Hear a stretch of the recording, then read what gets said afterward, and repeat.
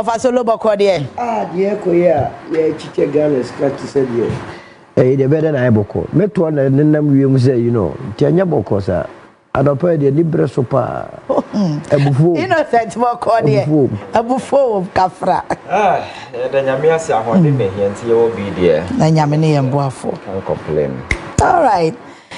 Okay, so me shall see free innocent way. Innocent. Yes, surrounding demonstration. I think, of course, so some of the SFs are and social media and the Becca say just by the way. Now you were you kind say my web you almost say your mobile from so mu committee. The mu ya say omudi march pass mu omoye demo. Boys ni bi so chere say omode red into no mobile.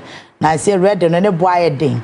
Obi so just what me say obi so say abro nya asem o kan no na nya asem bia ene ebisa na say asem be ne kan o kan o se ni refi asem kro no on kai enti ultimately say leadership na o organize here which is the youth wing Salam Mustafa em say one communicate reason na ma demonstrators no enti na akoye a bit challenge but so far so good. The demonstration was very successful. Your take on it? Yeah. They did come mention na mention take for na mention solonso. Na menka say da bia yete ha ya no da mi ye nyina ye he say democracy. Ene na ebo ya chidoma ye de nam as a country bi anim ya for no. Ye betimi a hyemo kena na ye mo aye den na etimi aboa ma the kind of economic social dividends we achieve as a country no yen sabeka. So at any point in time anything that threatens our democracy no I am not sure say obi ebe sore akaso or support it. So say obi ti oman no feel dissatisfied turn of event Nema air cost no free so beat it and a 500 so yes our Kwenya as Ghanaian because I'm quite Pesaka one quite two now see demonstration or by idea me I cannot begrudge Obia or say or may sakra na a bit defeat UFS things that I've stood for in the past because like I said so be aggrieved that demonstrations, protestation are constitutional, legitimate tools. Obia betimi use are the best pressing in within the system. Mama who said things has to be done right, and your constitutional framework saw the need that almost slip those concept into our constitution. But they say, yeah, it's not about doing the demonstration. It is about the cause and the why. That demonstration. And on that, idea. And then NPP as a political party within 8 months our free power. 8 million the moral courage. 8 million now so to the people of this country say omo ye demonstration. Demonstration, you know, it's not about anything. Now mum yeah harass it or for sometimes you see when you way into such a conversation, and then there are a lot of things that about the question is in some no more cannot so ampa. Ukoma, there is absolutely no basis in any of these arguments because nipa no mwachi omono. For instance, omobo won't me want to me arrest and political witch and witch hunts and intimidation anyway. This is a gentleman who or mine seeker over millions of dollars. So on the Baye Jumadi 1 year. And that was one of the bases. This is Obia. What some Fidia Kogu, your friends a forest reserve ma. O2 forest and a man for some atombia, my bosom swan on our muscle, commission. These are the crimes of this gentleman, and I know Kahubi, Edama Yoko, and other security agencies, friend, no investigating, no. So, Kase, ye intimidating, intimidation on in what sense? Again, I brought your issue by, and then you can't say, me, the part, and I mean, happy with it, and that prolonged stay now or stay here in police custody, no. I can't just say nipa no free so why born in 10 time na fa no court. Jail na be jail na jail no. Open so here but this back and forth near the na share. You say Black Maria. Say ye be bia so am for twa ho ya say the particular bi na be pia free. So at the day no, you are just using the state security machinery advertising fools to become heroes. Because for the first time, the gentleman was on the front page of a newspaper. Yeah. I don't know, or that that's all about newspaper. So you are using the state machinery, free adverts for unwitty and unintelligent individuals are more capitalizing on this kind of idiotic politics just to rise to prominence. You don't use the state machinery to promote these individuals, and that is the side I mean we issue with. But aside that, you know, nobody so far you are resting within the NPP and we bet me say political witch hunt and I say intimidation. On what basis and this particular demonstration? And you see, and I make as a politician, I don't know what young people are learning today, because there is no decency, there is no morals in our politics, because the MPP should be the last entity to lead a demonstration in this country. And now we didn't 8 months ago. Mranti omuti se omoye demonstration Oliver a victim. Yeah. Ya bono de no kotom ya money bail cry say money bail because why demonstration. Your friend say me madam for Raf and other people. So far be no mon so far Okroma and several other individuals. Ya can intimidation and your friend say assault to Okroma. Is this small boy out there, your friends social media, find bongo ideas. A young boy out social media na otchere na drink as to whether he has capacity or not, you know. Yako kidnap from the room. Besin there, find a kidnap on you, name the pakro. What this particular country, Mammy, I know you're airport. Besin there, when they name your coffano.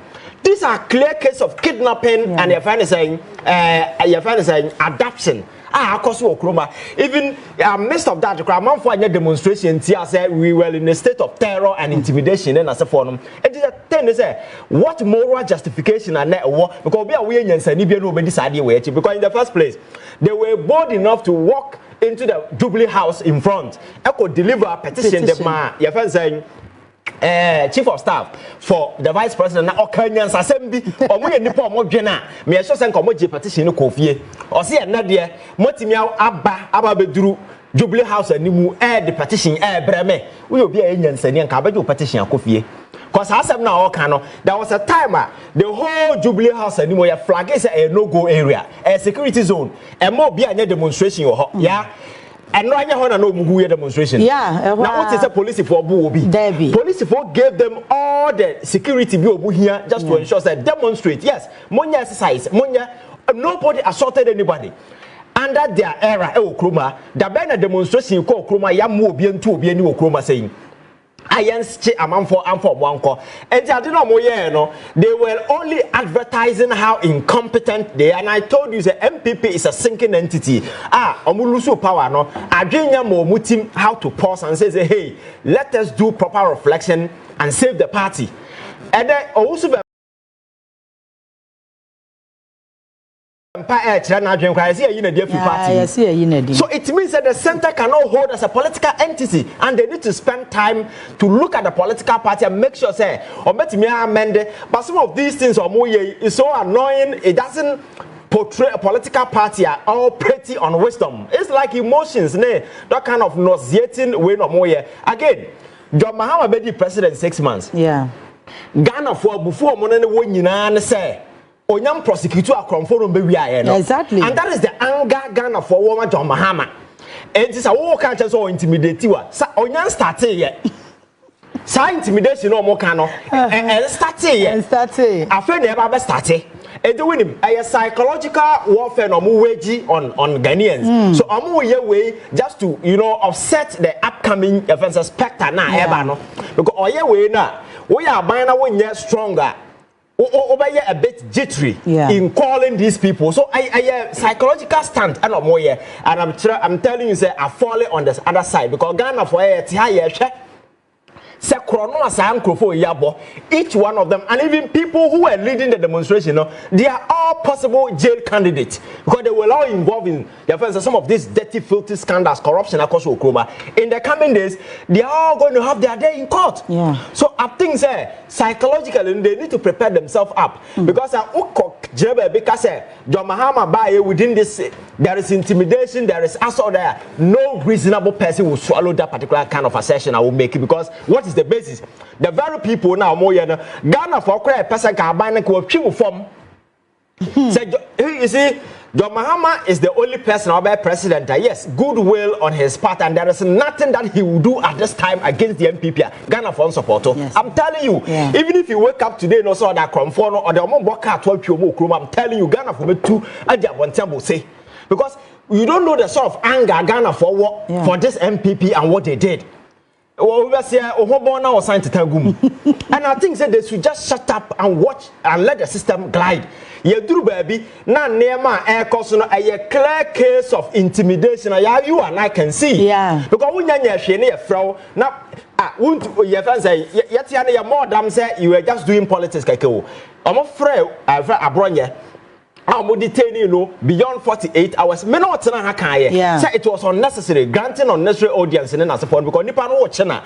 Make sure say watch no on good grounds or kwa on ma biem. Maybe that's my point. Now we are what no call ya by any not in the radio so I say. So what is the essence of that particular arrest? That's what I'm telling you. Say memeti we say ya o ya then I'm say mechewa. Me bo modern che on the grounds me fa wa na wo ma biem. That's me. Me meche on flimsy excuses. And that is what the security agencies should learn. Don't just go and make idiot popular on TV for just arresting them. Now I'm not camera as if say some hero is coming. That is very annoying and very nauseating. Maybe they don't see.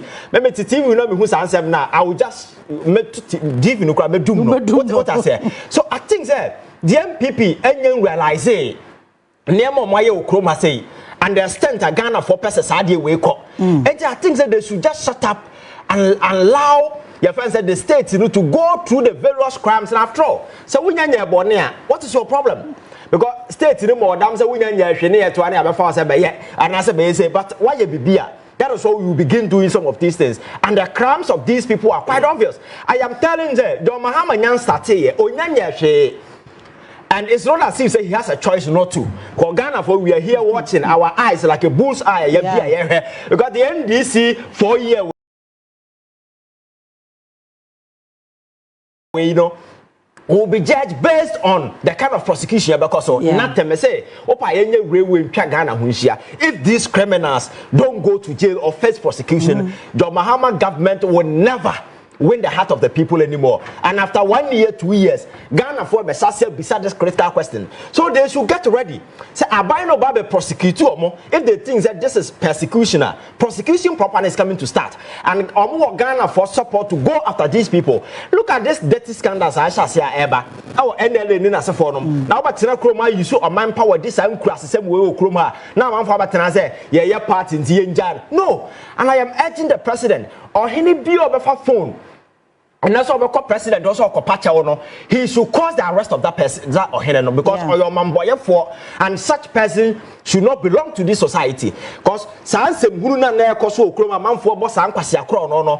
are him for now so company. They were in this country, they saw it, but some were giving kickbacks and then as a foreign they all kept quiet and allowed the system, and poor people were suffering in this country. Time has come to go after these people and start demonstration.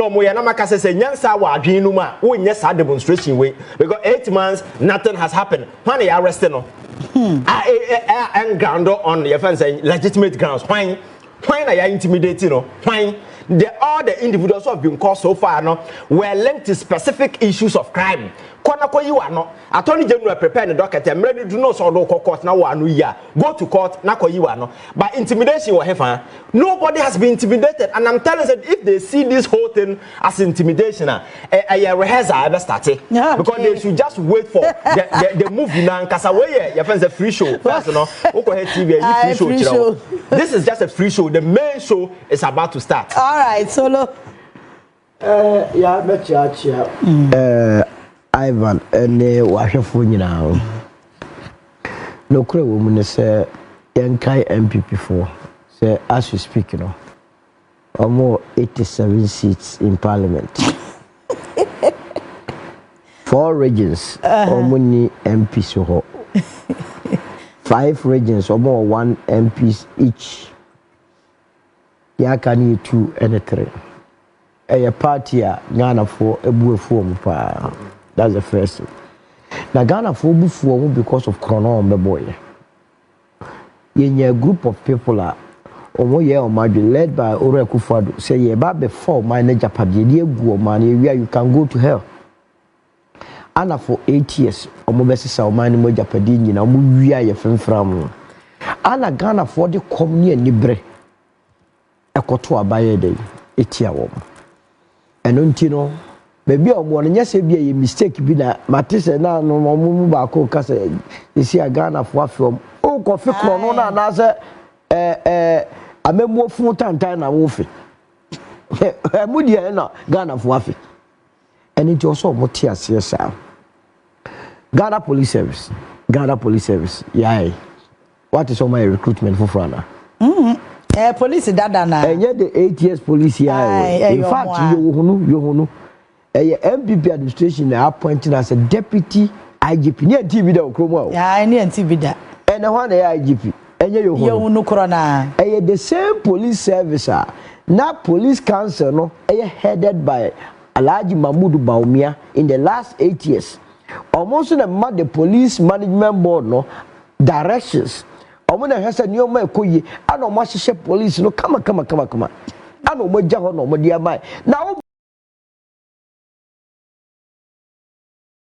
only 8 months here we say you are being intimidated. It means just ana wasa ye bold say yensuro to be demonstration say de wo de wunsuro and to crowd here why like the demonstration there yakura wo mu say endra demonstration as endra chi no na police for more than 200 ebo mobile police for na omo se omu no omo anasan eje omo baba ya tata de omo call Jubilee police headquarters no mudu police headquarters say omo mu ade ba kokra the way man they were speaking now I don't blame them eskafo amantem omo be wi omo anisika ana mo from honorable kwasuafo we no mo from honorable obi a one more brother winning the time of free school or buy ya oberu politics wonya the whole time now friend honorable what is honorable about such people who dey mon kan kire me ma na say mo use times no keke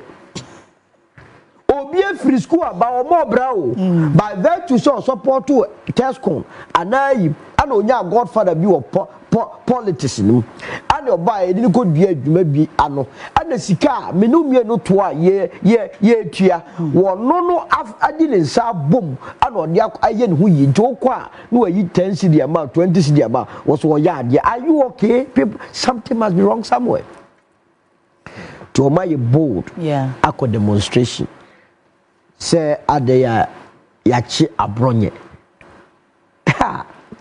Ghana politics o say Jáil abronye now abronye is a yardstick in Ghana's politics tabe na abronye ka se mi betwe ni sakraba o man obi a wotena also wakoti de bibi station me mbokra na my dignify no na ya na ngofo bi no ma send bi abram se mo hede we fa software me I don't agree with a lot of the things that Asofo here in their various places because and then morality ye nyini na ye kan kwaje ho nsem but see aye sika and your politicians all that they see is who is going to win the Asofo who is going to win the next elections you who be free buy ye wo de come share be nyina we ne be win primaries we and no nyam kwaje tibe have my difficulty but sabi would to for be papa go si on se na boa kwase ampani to say Bishop Duncan Williams. Now, what did attempt from head to toe? Yes, Constitution does not see anything wrong with it, and do to but why you go after the IGP as a who threaten the threat? A crime, a criminal offense. To say a chiwa, now ye young govwa, or no anyway, so more opposition we need to be ready.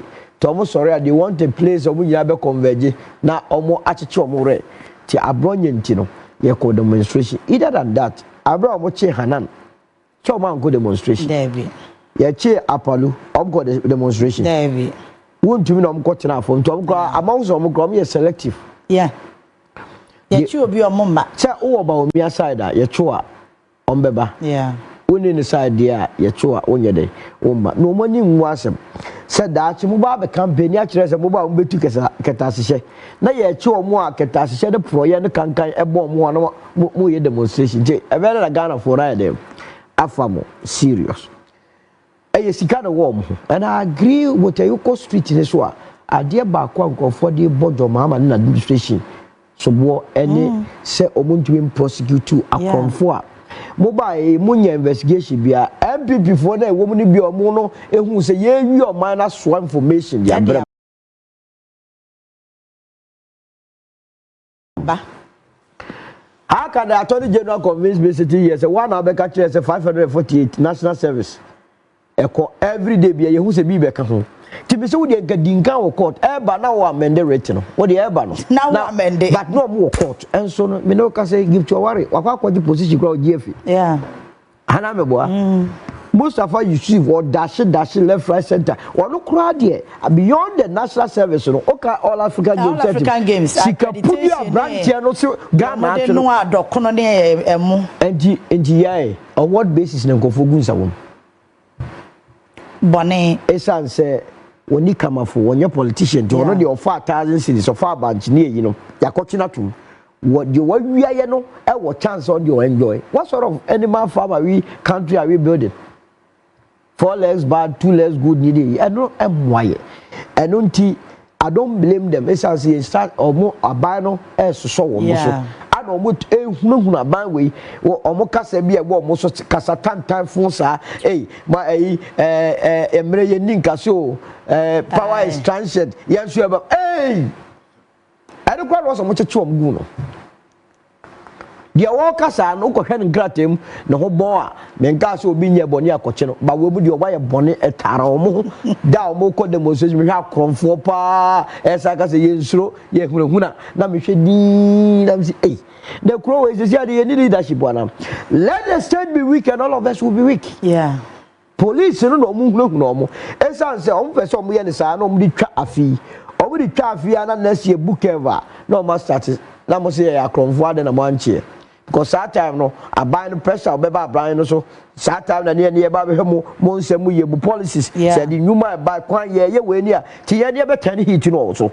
No mo so abe ke ho ne ye tani hit mo so owre fi prosecution. Whoever is advising this Attorney General, he's doing himself, this country, and his very own party the greatest disservice. Esan say, buffer stock power pudua. Kofu Abeka chere say, na do tamale obi abecho hana ne dan. Young man, no more brother. Ko he tamale. Who there? Boya mo fam camera no go. Wo si abronsa no kwa na BMW series no de mamienu kokwa eye open secret in tamale. O jaje. Yeah. Mustafa Hamid oba MBA afi na kala na toso. Mo se 280 million. And then Matisa branch be called the Chief Justice ye ni free mami say you prosecute yes say the bem 337,000 into a more million some choide.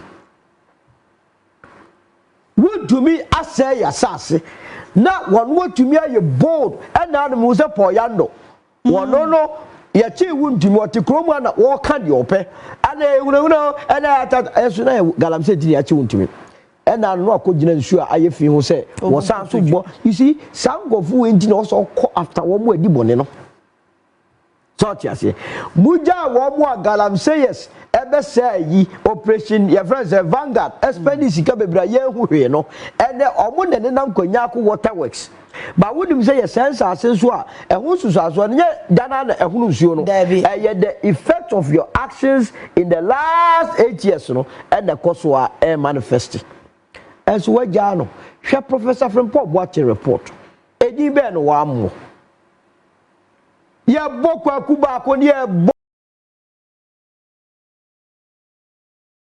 your friend is Charles Bisu, near Bonnie Tekotego, and out of the boy was so with them were caught up a young man who crowded here. Me mouse side. Oh, just here. Yeah, look, Professor Febo, but to be too tomorrow pay.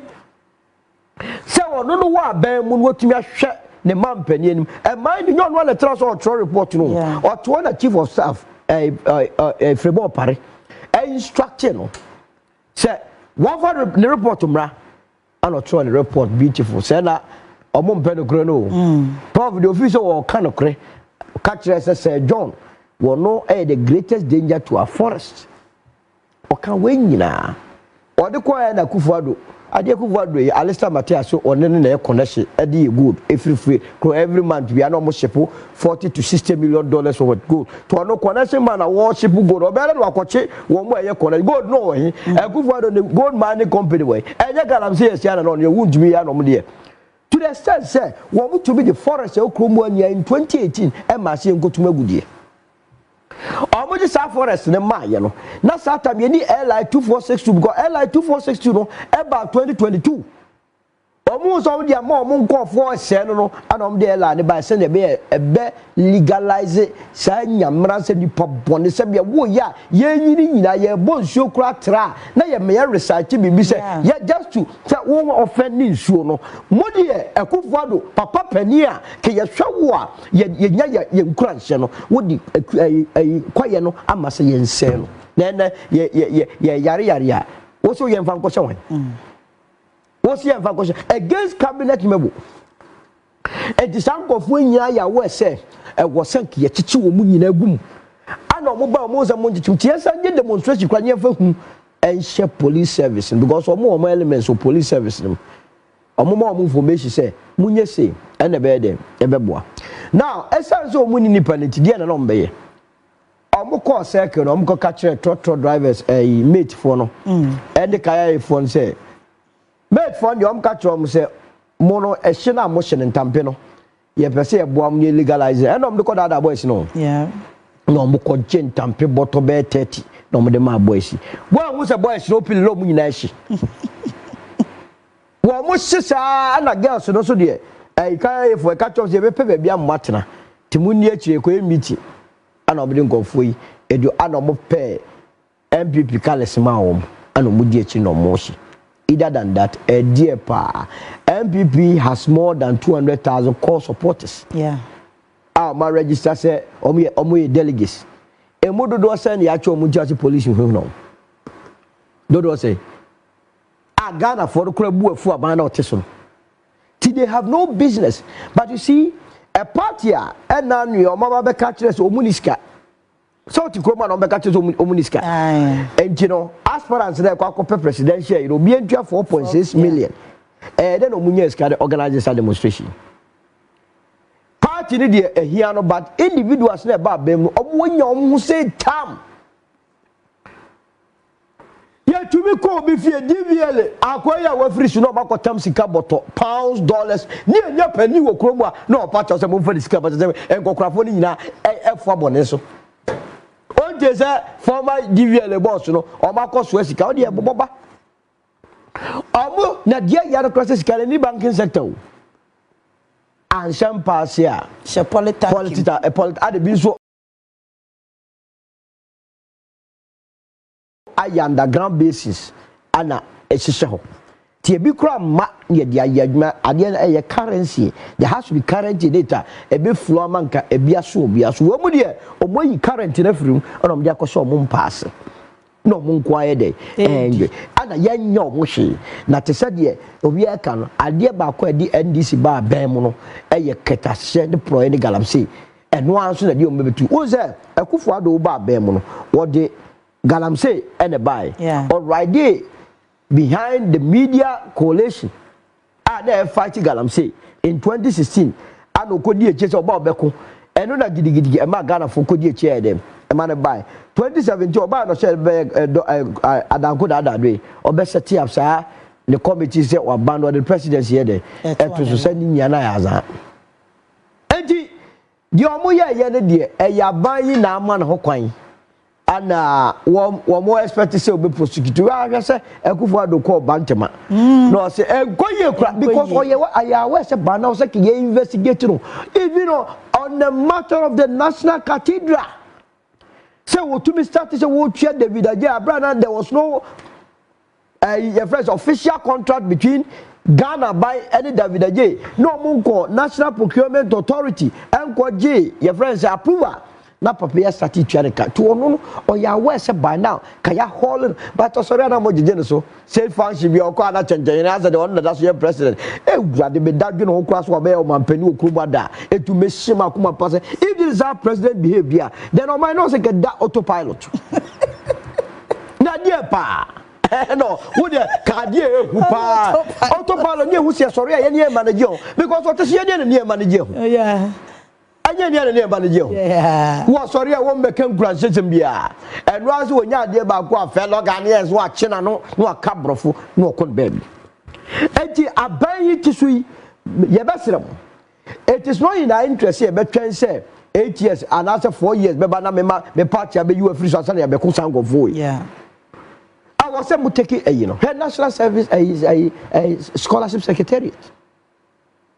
Have 1 year, you. Most about the NLE. Yeah, quite daily. Yeah, go. Hey, move from a couple.